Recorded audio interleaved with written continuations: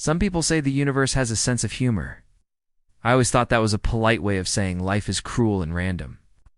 I stopped believing in anything like destiny the day my father walked out when I was 9 and I'd spent the 13 years since proving that nothing happens for a reason.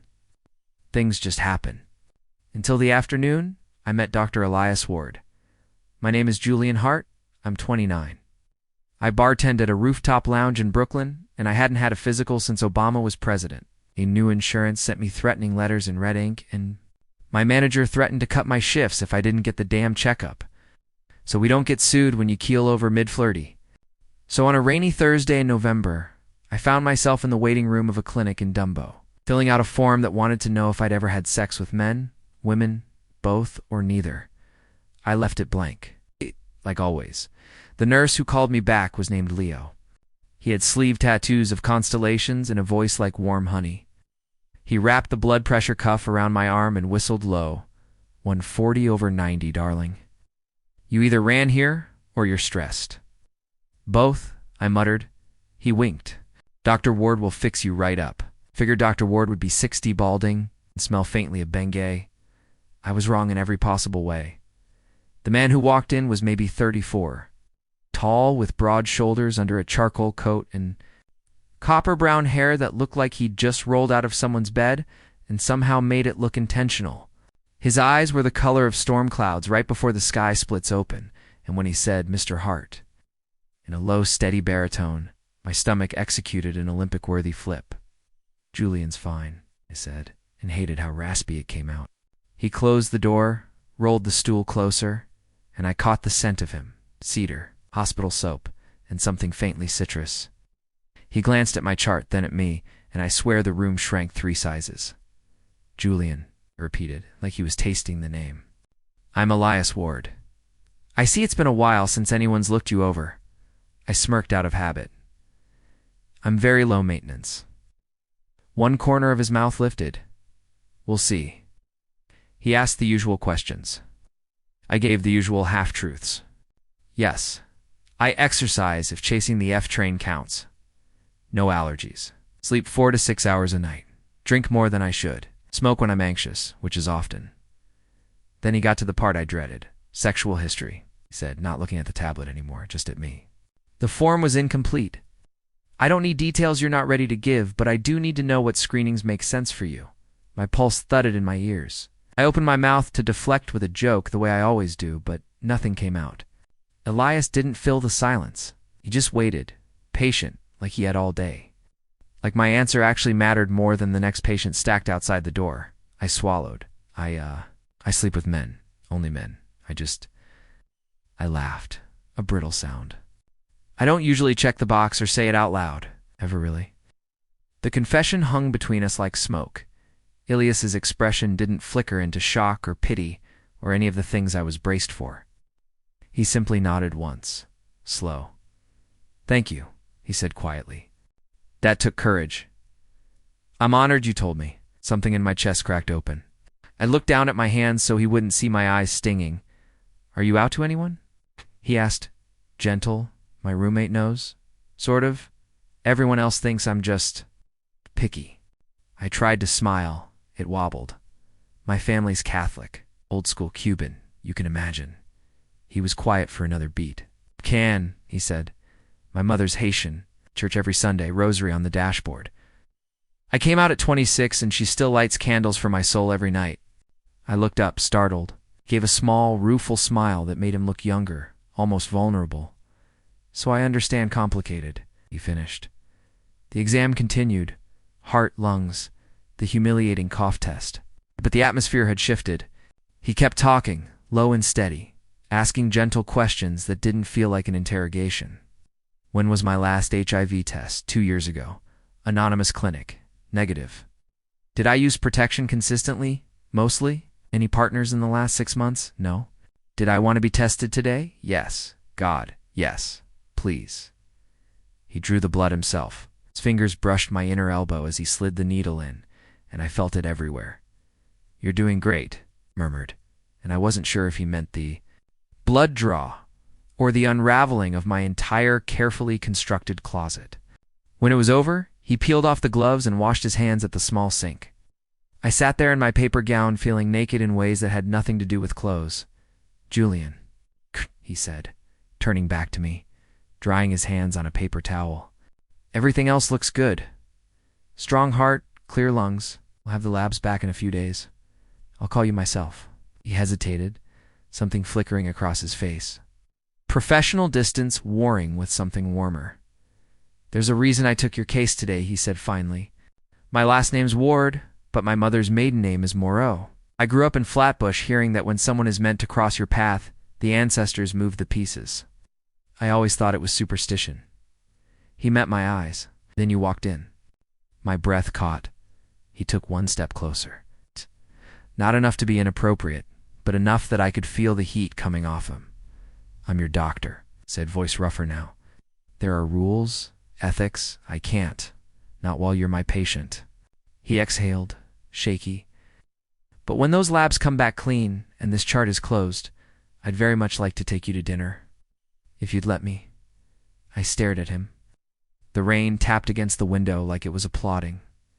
"You're asking me on a date," I said slowly, in a paper gown. "While I'm sitting on butcher paper?" His laugh was startled out of him, bright and startled and real. Yes, apparently I have the worst timing in medical history. I looked at him, at the worry line between his brows. The way he was holding himself so carefully, like he was afraid I'd bolt. "Yes," I said. My voice didn't shake this time. "When the chart is closed, I would like that very much." He smiled then. And it was the kind of smile that could ruin a man for anyone else. 3 days later, my phone rang with an unknown number. I answered it on the fire escape, city lights glittering below, cigarette forgotten between my fingers. "Julian Hart?" That low, familiar voice. "This is Dr. Ward. Your results are all negative. You're perfectly healthy." A pause. I could hear him breathing. "Chart's closed," he said softly. I smiled so wide it hurt. "Then I believe you promised me dinner, doctor."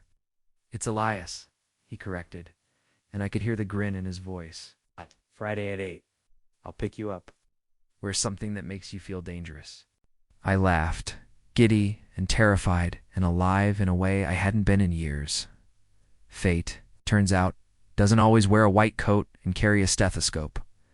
Sometimes it just has storm gray eyes and the patience to wait for you, to say the truth out loud. And sometimes, if you're very lucky, it asks you on a date while you're half naked on crinkly paper and changes everything forever. My name is Elias Rivera. I'm 31, a high school history teacher in a small city in Central Texas, where everybody still waves at pickup trucks and Friday nights belong to football.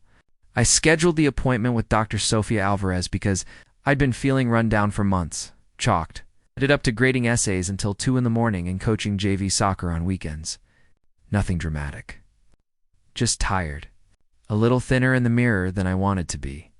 Nothing a strong cup of coffee and a prayer couldn't fix. The clinic was new. Tucked behind the strip mall with the good barbecue place. I almost canceled twice. Doctors make me nervous the way confession used to when I was a kid. Like they can smell the things you haven't told your own mother. Dr. Alvarez was younger than I expected. Maybe 35, with dark hair pulled into a low knot and a calm that felt practiced but not fake. She asked the usual questions: sleep, diet, stress, and I gave the usual answers. Then she asked, gently, if there was anything else I wanted to talk about. Anything I'd been putting off. I laughed, too loud. "Like what?"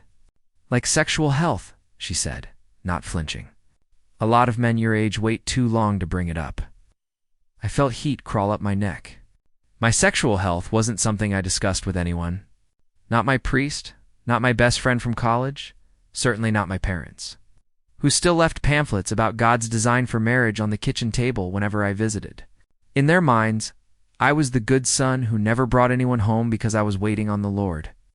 They had no idea the person I was waiting on didn't exist in any form they'd bless. "I'm not really active," I lied. She didn't push. She just nodded and said, "Whenever you're ready, I'm here." No judgment. Something in her tone cracked me open. Maybe it was exhaustion. Maybe it was the way she looked at me like I was a person, not a problem. The words tumbled out before I could stop them. "I'm gay. I said, barely above a whisper. I've never told a doctor that. I've never told anyone who could tell my family. She didn't gasp or bless her heart or do any of the things I'd feared. She simply said, "Thank you for trusting me with that, Elias. That's a heavy thing to carry alone." I laughed again, shaky this time. You have no idea. The physical exam was routine until it wasn't. Blood pressure fine, lungs clear. Then she palpated my neck, her fingers moving carefully under my jaw, along my collarbones. She paused. "These lymph nodes are prominent," she said, more to herself than to me. "Both sides. Have you noticed anything?" "No." She checked again, expression unreadable. "Any night sweats? Unexplained fevers?" "Sometimes I wake up damp," I admitted. "I thought it was the old AC unit." She asked about weight loss. I told her my belts had gone in 2 notches. She asked when I was last tested for HIV. I stared at the linoleum. "Never." "A long silence, Elias," she said softly. "I'd like to check. It might be nothing. It could be mono or any number of viruses. But given that you've been sexually active, Evan, if infrequently, even if carefully, we should rule it out." Sexually active. The phrase sounded clinical and enormous. There had been a guy in Austin almost a year ago. We'd met on an app, used condoms every time but one, when we were drunk and stupid and thought once wouldn't matter. I'd spent months telling myself it didn't. "I can do a rapid test right now," she said. "Results in 20 minutes. Or we can send the full panel and know for sure in a couple days. Your choice." I wanted to bolt. Instead, I heard myself say, "Do the rapid one." She drew the blood herself. I watched the little plastic device absorb the drop like it was drinking my future. Then she left me in her office, smaller than the exam room, warm with late afternoon sun and the faint scent of eucalyptus. There was a framed photo on her desk. Dr. Alvarez in hiking gear, arm around a woman with a wide smile and a golden retriever between them, 20-3. Minutes later, she came back holding the test. She didn't sit behind the desk. She pulled the second chair close and sat. So our knees were almost touching. "Elias," he said, and her voice was steady. "The rapid test is reactive. That means it's showing positive for HIV antibodies." The room tilted. I heard a strange animal sound and realized it was me. "Breathe," she said, taking both my hands the way you'd calm a spooked horse. "Look at me. In through the nose, out through the mouth." "Good." I followed her breathing because it was the only solid thing left.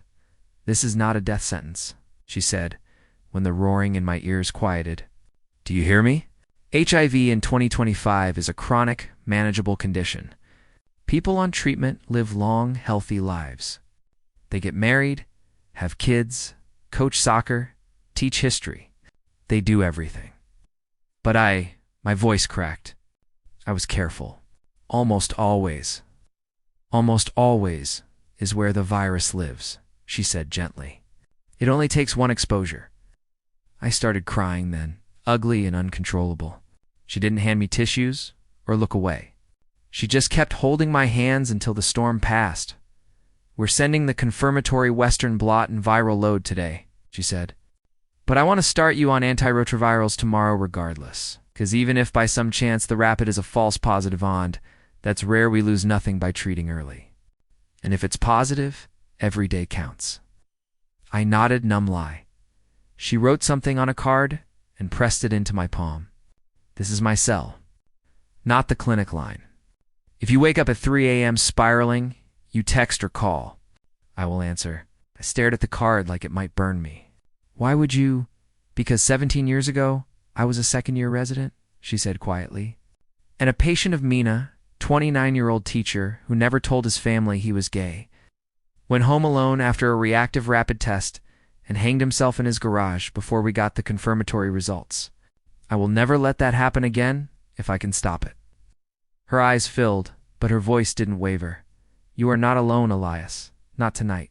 Not ever again if I have anything to say about it." I cried again, harder. She let me. When I could finally speak, I whispered, I don't know how to tell my parents. You don't have to tell them anything tonight, she said. Tonight, you just have to stay alive. One single night. Then tomorrow, we fight together. Okay, I managed. She walked me to my truck herself, even though the clinic was closing. The November sky was the color of a fresh bruise. She waited until I started the engine. Text me when you get home, she said through the open window. Just home, that's all. I drove in a daze. Past the high school stadium, where the field lights were coming on. Past the church, with the marquee that read "The wages of sin is death," in block letters that suddenly felt personal.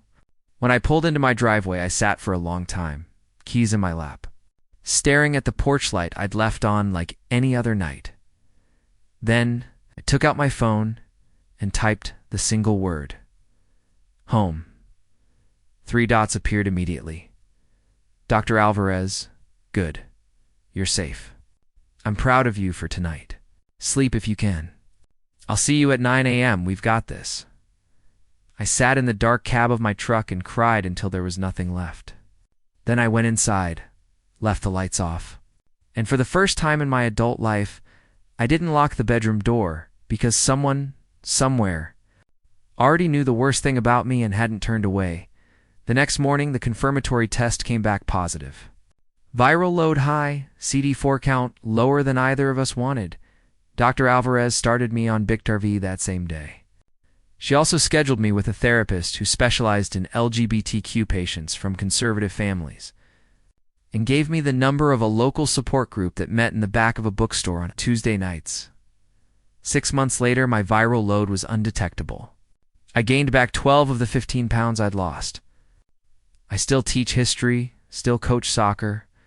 My parents don't know yet. I'm working up to that conversation with the therapist's help. But every November I send Dr. Sofia Alvarez a text that just says, "Thank you for keeping me alive that night." And every year she replies the same way. "You did the hard part, Elias. I just refuse to let you do it alone. Some debts you never finish paying. Some kindnesses save you long after the crisis is over." I keep her number in my phone under Sophia. Do not delete. I never will. The doctor's name was Julian Hart. 41, oncologist. Gray beginning at his temples in a way that made him look distinguished rather than older.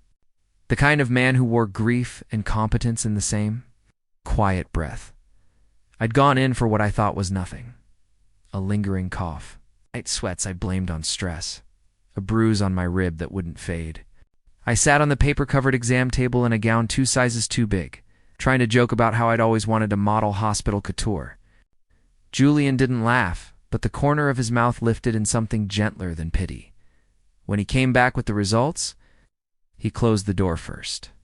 That was the moment I knew. "Elias," he said, sitting across from me instead of behind the desk. "It's leukemia. Acute lymphoblastic ALL." He said it plainly, like he was reading the weather, but his eyes stayed on mine, steady. Refusing to let me look away and drown alone, I heard myself make a sound that wasn't quite laughter. So the good news is, it has a cool acronym. He didn't answer with words. He reached out and took both my hands the way you do with a child who's fallen, like touch itself could keep the world from tilting. His palms were warm, dry, certain. "We caught it early," he said. "You're young, you're otherwise healthy. Induction chemotherapy has a very high remission rate. This is not a death sentence." I stared at our joined hands. "I don't Juliant even have a boyfriend to tell," I said, and then wanted to bite my tongue off for how pathetic it sounded. "You have me," he answered, so quietly I almost missed it. He kept holding my hands while he explained protocols. Blast counts, lumbar punctures, possible hair loss. The port they'd place under my collarbone. He spoke like someone translating a foreign language he'd once had to learn himself. There was something in his tone I couldn't name yet. Something that felt like memory. When the nurse knocked to say his next patient had arrived 20 minutes ago, he ignored it. "I've cleared the rest of my afternoon," he told her through the door. Then, to me, "Take whatever time you need." Before he left, he pressed a business card into my hand. On the back, in neat black ink was a cell phone number. "Only 3 people have this," he said. "My mother, my sister, and now you. If the nights get heavy, call." I drove home through the river district, past warehouses turned into lofts, past bridges lit gold against the dusk. I didn't see any of it. My knuckles were white on the wheel. Every few blocks, I had to pull air into my lungs like I'd forgotten how breathing worked. Leukemia. The word felt radioactive. My apartment was on the 12th floor of a building full of single people who nodded politely in the elevator and never learned each other's names. Inside, everything was charcoal and white, deliberate emptiness. No plants, I always killed them. No framed photos, I'd never liked how I looked in them. No evidence that anyone meaningful had ever touched these walls. I dropped my keys. They clattered too loudly. I stood in the kitchen and realized I had no idea what to do with my body, now that it had betrayed me. I tried to eat soup. It tasted like metal. I tried to watch something on Netflix. The laugh tracks felt obscene. I took a shower so hot it burned and watched the water swirl, wishing I could dissolve with it. By 10:17 p.m., I was lying on the couch in the dark, counting the ceiling tiles like a prison cell, when the silence became a physical weight on my chest. I dialed before I could talk myself out of it. He answered on the 3rd ring. Voice low, a little rough from sleep or whiskey, or both. Elias. My name in his mouth sounded like a place of refuge. "I was hoping you'd call." "I'm sorry, I don't be." "I'm glad." I could hear faint jazz in the background, something with a brushed snare and a stand-up bass. I pictured him in a small apartment filled with books, a single lamp, city lights through old windows. "I keep thinking about dying," I said. The words scraped coming out. "I know," he answered. "I did too, the first night." There was a rustle like he was sitting up. "Can I tell you something off the clock?" "Not as your doctor, please." A long breath. "When I was 29, I was the patient. Hodgkin's lymphoma, stage 3. I was a third-year resident, arrogant as hell. Thought I was invincible because I could recite every side effect of vincristine. Then one day, I was the one getting the central line and vomiting until I begged for death." I closed my eyes. His voice wrapped around me like a blanket. "I lost 30 pounds. I lost my hair. I lost the illusion that medicine could protect me from mortality. My fiancé at the time, he couldn't handle it. Left 6 weeks into treatment. Said watching me be sick made him feel sick." Soft, bitter laugh. I understood, actually. I didn't want to watch me either. Julian. I'd never said his first name before. It felt intimate, like stepping naked into traffic. "I finished treatment," he went on. "I went into remission. I came back to work, and every time I diagnose someone now, I remember lying in that bed wondering if anyone would ever touch me again without flinching. I remember thinking my life was over at 29, and here I am, 12 years later, telling you that the life I have now is richer, truer, because I know exactly how fragile it is." I was crying without noticing I'd started.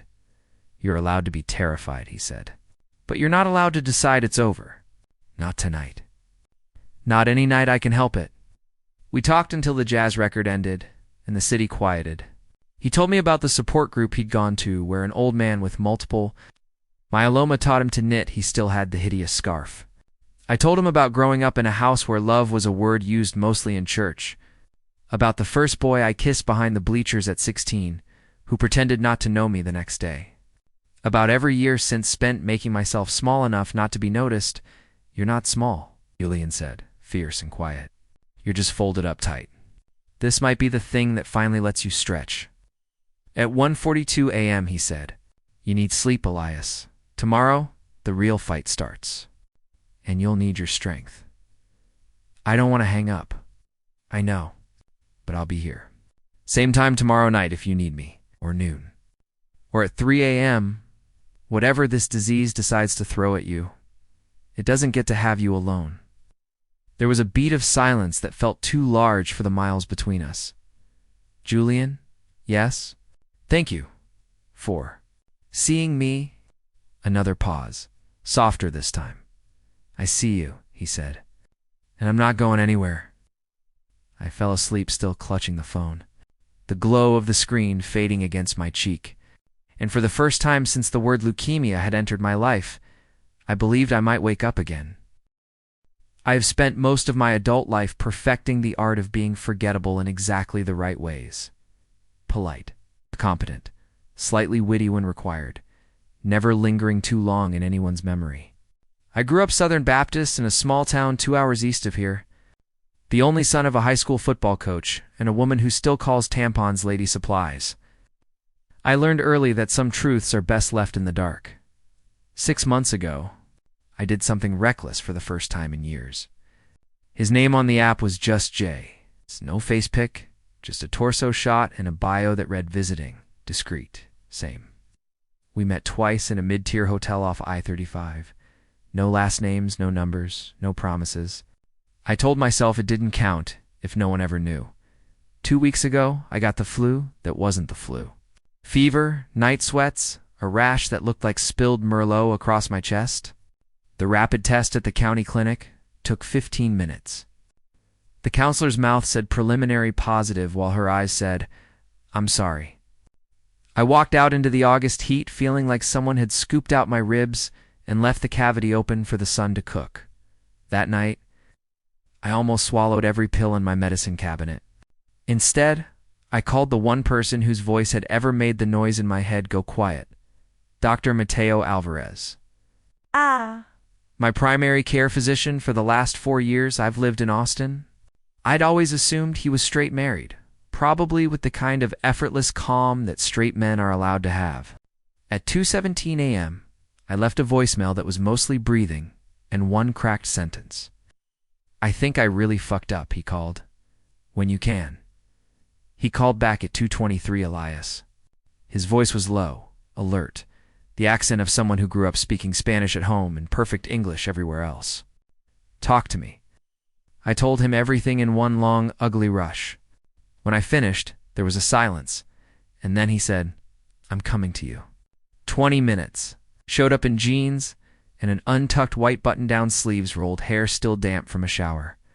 He sat on the opposite end of my couch like we were old friends instead of doctor and patient. And for 3 hours, he talked me back from the edge the way you talk, a spooked horse down from bolting, slow, steady, no sudden moves. When the sky outside turned lavender, he said, "Tomorrow, 3 o'clock, my office. We'll have your confirmatory numbers, and we'll make a plan. You are not doing this alone, okay?" I slept for hours, for the first time in days. The next afternoon, I sat in the familiar exam room that smelled faintly of alcohol and cedar. Mateo came in wearing the white coat now, but the exhaustion in his eyes told me he hadn't slept much either. He closed the door, leaned against it for a second, before crossing to his desk. "Confirmatory Western blot is positive," said without softening it. "But your viral load is 18,000 low end. Your CD4 is 680. That's strong. This is new, recent. We caught it early."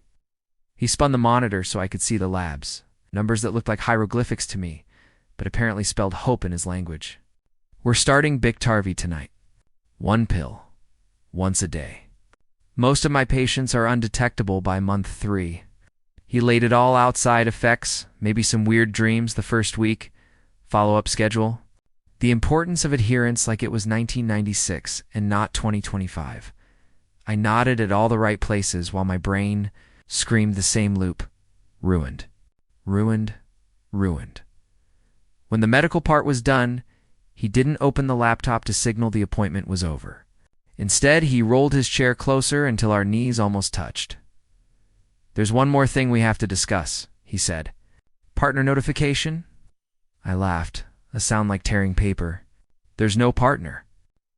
Just a torso pic and a hotel keycard." He didn't flinch. "Then we move on.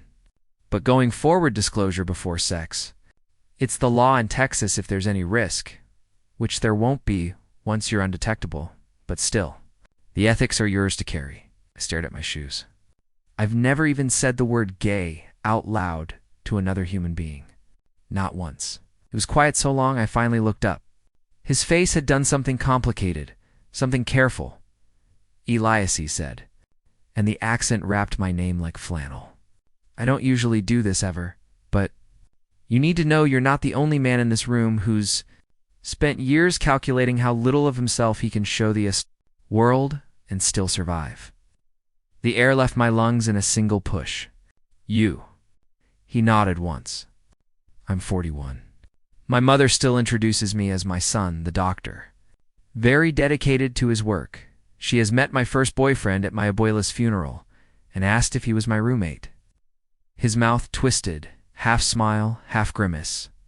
15 years out to my sisters, 5 to my father, the day he was diagnosed with stage 4 pancreatic and decided it didn't matter anymore. My mother prays the rosaries for my soul every night. I still go to Mass with her on Christmas because it hurts her when I don't. I swallowed. I'm sorry. Don't be. I chose truth over comfort. Most days I still think it was the right trade, just lonelier than I expected. He stood up, walked to the window where the Latatum sun was pouring gold across the live oaks outside. I joined him without thinking. We stood shoulder to shoulder watching students cross the street in University of Texas Orange, traffic crawling, normal life happening inches and miles away. I'm terrified, I whispered to the glass. Not just the virus. The rest of it? My dad finding out. My mom crying. The guys at church who still send me deer hunting invites because they think I'm just waiting for the right girl. I've built 34 years of lies so neat you could live inside them. I don't know how to tear the walls down without the ceiling coming with them. Mateo turned. We were close now. Close enough that I saw the faint scar through his left eyebrow, the kind you get falling off a bike at 10 and never explain to anyone. You start with one brick, he said. You tell one person who's safe, then another. You practice saying it until the word gay doesn't feel like swallowing glass.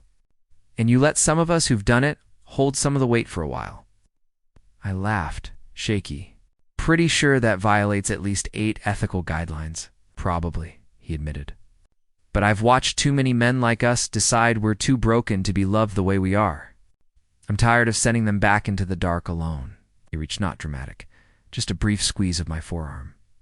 Clinical distance be damned in. The warmth of his hand traveled straight into the hollow place under my sternum that had been screaming since the clinic. You already told me, he said quietly. That counts as the first brick. The rest gets easier. Not easy. Easier. I looked at him, and for the first time in my life, I didn't feel like the only one. 2 men in a too bright exam room in a city that still half believes God hates part of us, standing 6 inches apart, breathing the same recycled air, carrying the same secret in slightly different accents. Outside, the sun slipped lower, painting the walls the color of ember. Inside, something in me unclenched, just a fraction. For the first time since the rapid test turned positive, I was still scared to death. But for the first time, I wasn't scared completely alone. The waiting room smelled faintly of antiseptic and lavender, an odd combination that somehow calmed my racing heart. I sat clutching a clipboard, my palms damp against the pen as I filled out yet another intake form. My name is Ethan Caldwell, 32 years old. And I was here because 3 days ago, a rapid test at a clinic had turned my world upside down. HIV positive. The words still felt like a foreign language in my mind, sharp and incomprehensible. When the nurse called my name, I followed her down a hallway lined with posters about PrEP and heart health, my sneakers squeaking on the polished floor. She led me to an exam room and told me Dr. Liam Harper would be with me shortly. I nodded, barely hearing her, my thoughts spiraling. The door opened, and Dr. Liam Harper walked in. He was younger than I expected, maybe mid-30s, with dark hair that fell slightly over his forehead and warm hazel eyes framed by wire-rimmed glasses. His white coat was crisp, but there was something approachable about him, something that made the room feel less sterile. Ethan. His voice was steady, kind. I'm Dr. Harper. It's good to meet you. Managed a weak smile as we shook hands. His grip was firm but gentle, and for a moment, I forgot why I was there. He sat across from me, reviewing my chart on a tablet. I see you had a positive rapid test. We've already sent blood for confirmatory testing and a viral load panel. Those results should be back in a few days. In the meantime, I want to talk about what this means and answer any questions you have." I nodded, my throat tight. I don't even know where to start. I feel like my life just ended. Liam's eyes softened. "I know this is overwhelming, Ethan. A diagnosis like this can feel like the ground's been pulled out from under you. But I need you to hear this. HIV is not a death sentence. Not anymore. With modern treatment, people live long, healthy lives. You can have relationships, a career, a future, everything you imagined before this moment." His words were a lifeline, but I was still drowning. How did this happen? I was careful. Mostly, there was this one guy. "A few months ago, we didn't use protection. I feel so stupid." "You're not stupid," Liam said firmly. "You're human. Mistakes happen. What matters now is moving forward. We're going to get you on treatment, monitor your health, and help you live well. You're not alone in this." There was something about the way he said it, not just as a doctor, but as someone who genuinely saw me. Not my diagnosis, not my shame, but me. Ethan, the appointment was a blur of medical terms and antiretroviral therapy. Viral load, CD4 count, but Liam explained everything with patience. Never rushing, never making me feel like just another patient. When I asked about side effects or how soon I'd need to start medication, he answered with clarity and reassurance. Before I left, he handed me a card with his contact information. "This is my direct line. If you have questions, concerns, anything at all, call me, day or night." I mean that. I looked at the card, then at him. "Thank you, Dr. Harper," Liam, he corrected gently. "When it's just us, you can call me Liam."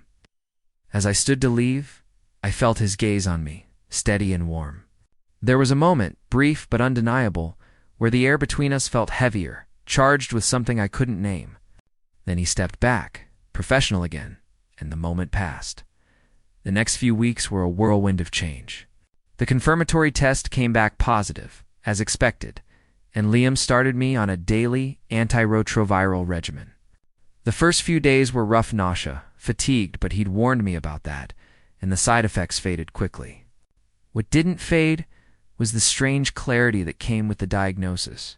For years I'd been living half a life, hiding my sexuality from my conservative family, seeking fleeting connections on apps that left me feeling emptier than before. Now, faced with something so real, I couldn't hide anymore. I took Liam's advice and joined a support group for queer men living with HIV. The first meeting was terrifying, walking into a church basement, introducing myself to a circle of strangers. "Hi, I'm Ethan, and I'm gay, and I have HIV." Saying it out loud felt like stepping off a cliff. But the men there welcomed me with open arms, sharing their own stories of fear, resilience, and hope. For the first time, I felt like I belonged somewhere. I also started seeing Dr. Elena Torres, a therapist Liam had recommended. Elena was sharp, known in sense, but her compassion cut through my defenses. "You've been carrying shame for years," she told me in our second session. "The diagnosis didn't create that shamit, just forced you to face it. Now you have a choice. Keep carrying it or set it down." The biggest surprise, though, was Liam. It started with text, simple check-ins about my medication, questions about side effects. "How's the nausea today?" he'd ask, "or any concerns I can address." His messages were professional, but there was a warmth to them that felt personal. Then, one night, I texted him about a book I was reading, something light to distract me from my spiraling thoughts. To my surprise, he responded immediately, sharing his own favorite novels. The texts grew longer, more frequent. We started talking about music, movies, the little moments that made life feel alive. Soon, texts turned into phone calls. Late at night, when the world was quiet, I'd lie in bed with Liam's voice in my ear, low and soothing. We talked about everything: his long hours at the clinic, my job as a graphic designer, the way we both loved rainy days and old jazz records. He told me about growing up in a small town, coming out to his parents at 19, and how they'd embraced him without hesitation. I told him about my own family, the fear that kept me silent, The years I'd spent pretending to be someone I'd want. One night I asked, "When did you know you were gay?" He was quiet for a moment. I was 15. There was this boy, Noah, on my soccer team. He had this laugh that made everyone turn, and I was obsessed with it. One night after a game, we were hanging out in his basement and he kissed me. Just once. It was like the world made sense for the first time. What happened with Noah? He got scared. His family was religious, and he wasn't ready to face what it meant. He pulled away, said it was a mistake. It broke my heart, but it also made me realize I couldn't hide who I was. I came out a year later and never looked back. Have you ever found someone? I asked, my voice barely above a whisper. A few relationships, he said. Nothing that stuck. Being a doctor doesn't leave much room for a personal life. And I'm careful. I want something real. Someone who sees me, not just the white coat. I smiled in the dark. That's not careful. That's brave. He laughed softly. What about you, Ethan? Anyone special? No one, I admitted. Just hookups. Moments in the dark that didn't mean anything. I was trying to be someone else, I think. Someone my family would approve of. But I'm done with that now. It's huge, he said, his voice warm with pride. You're claiming yourself, Ethan. That's everything. Those conversations became my anchor. I'd wait for my phone to light up with his name, for the sound of his voice to fill the emptiness. But I also knew we were treading dangerous ground. He was my doctor. There were rules, boundaries, ethics that made anything beyond friendship impossible. Yet every call, every shared laugh, every moment of vulnerability chipped away at those walls. My follow-up appointment came 4 weeks later. I walked into Liam's office feeling stronger, lighter than I had in years. My viral load was dropping, my body adjusting to the medication. But it was more than that. Ty was starting to feel like myself. Maybe for the first time ever, Liam looked up from his desk, and his smile was like sunlight. Ethan, you're glowing. How do you feel? Alive, I said, meaning it. For the first time in forever, I feel alive. We went through the medical updates. My numbers were excellent, my progress better than expected. Then he asked about therapy, the support group, how I was coping emotionally. It's hard, I admitted, but it's good. Elena's pushing me to be honest about what I want. The support group makes me feel less alone. And talking to you. That's been the best part. His eyes met mine, and the air shifted. Ethan, I'm so glad you're doing well. You deserve this, all of it. I took a breath, my heart pounding. Liam, I need to say something. These past few weeks, talking to you, getting to know you, it's changed everything for me. You're not just my doctor. You mean so much more to me. I have feelings for you. Real ones. Froze. His expression a mix of warmth and conflict. Ethan, he said softly, I feel it too. God, I've been fighting it since the day you walked in here. But I'm your doctor. There are lines I can't cross. Not just for my sake, but for yours. You're in a vulnerable place right now, and I'd never forgive myself if I took advantage of that. You wouldn't be, I said, stepping closer. This isn't about you being my doctor. It's about you being you kind, brilliant. The first person who's ever made me feel truly seen. He closed his eyes, pain etched across his face. I want this, Ethan, more than you know. But acting on it now would be wrong. It could hurt you, and it could cost me my career. There are ethical guidelines, strict ones. Even if I transferred your care to another doctor, we'd have to wait. Months, maybe a year, to ensure this is real and not clouded by the doctor-patient dynamic. A year. The word felt like a lifetime. I've thought about this nonstop, he admitted, his voice raw. I've read the guidelines, talked to mentors. There's no way around it without risking your trust or my integrity. I can't do that to you. I stood inches from him, close enough to feel the heat of his presence. What if we wait? If I switch doctors, and we keep talking, keep building this, whatever it is, will it still be there in a year? He looked at me, his eyes full of longing and resolve. If it's real, Ethan, it will be. I believe that. But I need to do this right. For you. For us? I nodded, my throat tight. Okay, we'll wait. But I'm not going anywhere, Liam. I'm in this. His smile was small but genuine. Neither am I. As I left his office, the weight of the wait settled over me, but so did hope. For the first time, I wasn't afraid of the future. Whatever came next, I knew one thing for certain. Liam saw me, and I saw him. And that was worth waiting for. The day I met Dr. Elias Ward, I was 31, newly diagnosed with HIV, and convinced my life was over. I sat in the sterile exam room of the downtown clinic, palms sweating, staring at the rainbow flag sticker on the wall like it was mocking me. I hadn't told anyone yet, not my parents, not my best friend, not even the guy I'd been secretly sleeping with for 8 months who had vanished the moment I texted him the news. I was alone, terrified, and trying not to cry in front of the man whose job it was to keep people like me alive. Elias knocked once and stepped in. Tall, mid-40s, salt and pepper hair, kind hazel eyes, behind wire-rimmed glasses. He shook my hand like I was a person, not a chart. I'm Dr. Ward.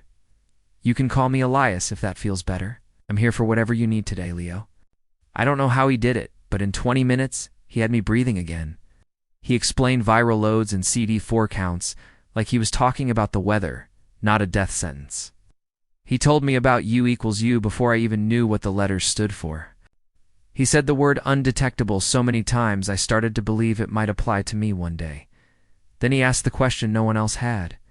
How are you holding up? Really? And I broke. I told him everything about growing up Catholic.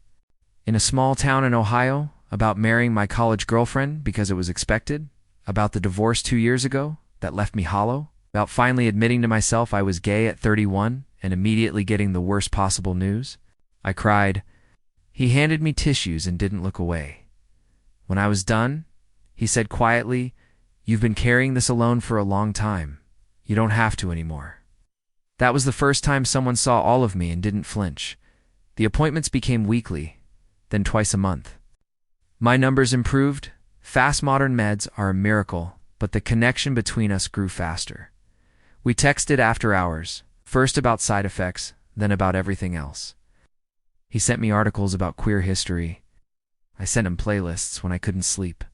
He told me about losing his brother to AIDS in the 90s and how that was why he went into this field. I told him about the way my mother still left voicemails, asking when I was going to settle down with a nice girl. Howard, one night. 3 months in, I texted him at 2 a.m. I'm scared I'm going to be alone forever, he called immediately. You won't be, said voice low and certain. Someone is going to be so lucky to have you, Leo.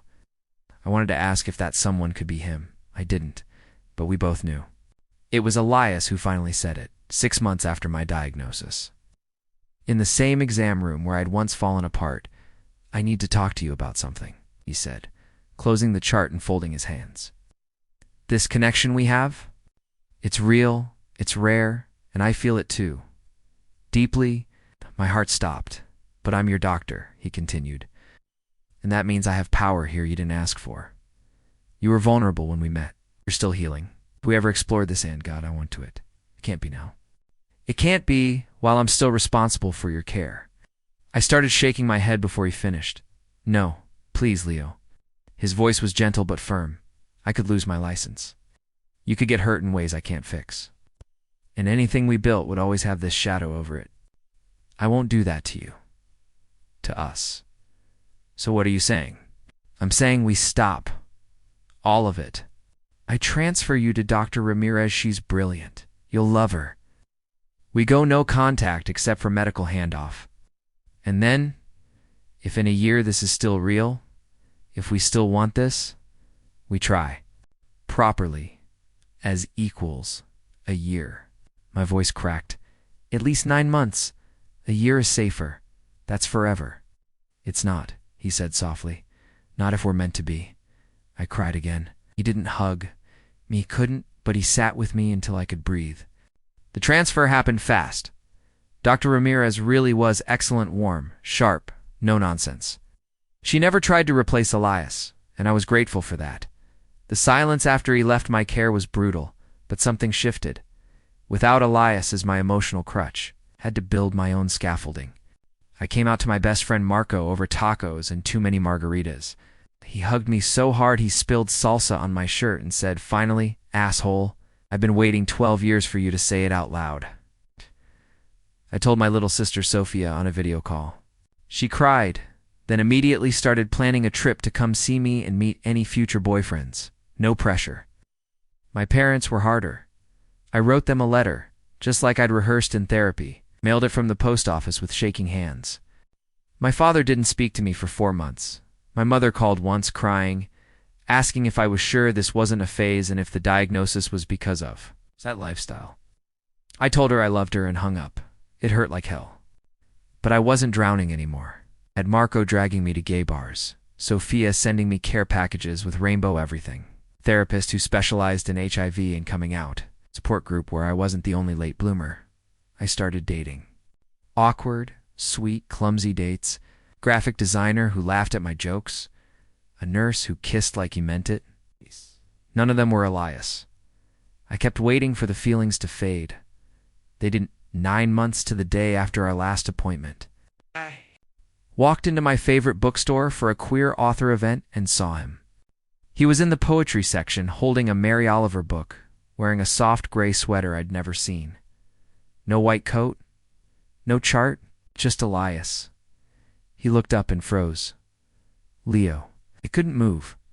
He crossed the aisle in 3 strides and stopped just short of touching me.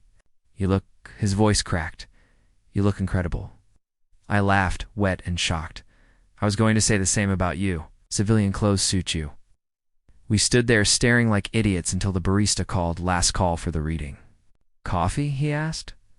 Not as doctor and patient. Just us. We sat in the cafe attached to the bookstore for 4 hours. He told me about taking a sabbatical to finish his book on HIV stigma. I told him about coming out at work, about my promotion, about the way my mother had started texting me Bible verses about love instead of condemnation. At closing time, he walked me to my car. "I need to ask," he said, hands in his pockets like he was nervous. "Is this still? You still?" "Yes," I said before he could finish. "God, yes." He smiled so wide it crinkled his eyes. "Dinner tomorrow?" he asked. "A real date. I want to take you somewhere with candles and overpriced wine and hold your hand across the table." I kissed him instead of answering. Our first kiss tasted like coffee and second chances. We took it slow, the way he'd promised. Real dates, meeting friends. Weekends, cooking terrible Thai food and laughing when it went wrong. The first time he met Sophia, she hugged him and whispered, "You broke his heart open in the best way." A year after that bookstore night, my viral load had been undetectable for 18 months. My parents were trying. My dad still didn't say much, but he'd started asking about my job. My mom sent a Christmas card addressed to both of us. I moved into Ilias's loft in the city, the one with the big windows and too many books. We adopted a ridiculous gray cat named Tofu who hated everyone except us. One Sunday morning, 2 years after the day I thought my life was ending, I woke up to Elias making pancakes in nothing but pajama pants, humming off-key to Billie Holiday. I watched him from the doorway, this man who had seen me at my absolute worst, terrified, shamed, convinced I was unlovable and chose me anyway. He caught me staring and grinned. "What?" "Just thinking," I said, walking over to rap. My arms around him from behind, that the worst day of my life led me to the best one. He turned in my arms, flower on his cheek, eyes soft. "You did the hard part, Leo. You chose to live. I just got lucky enough to love you while you did it." I kissed the flower off his face. Sometimes the universe cracks you open in the places you didn't know were weak. Sometimes it sends you exactly who you need, exactly when you're ready to be seen, and sometimes, if you're very, very brave, you get to keep them.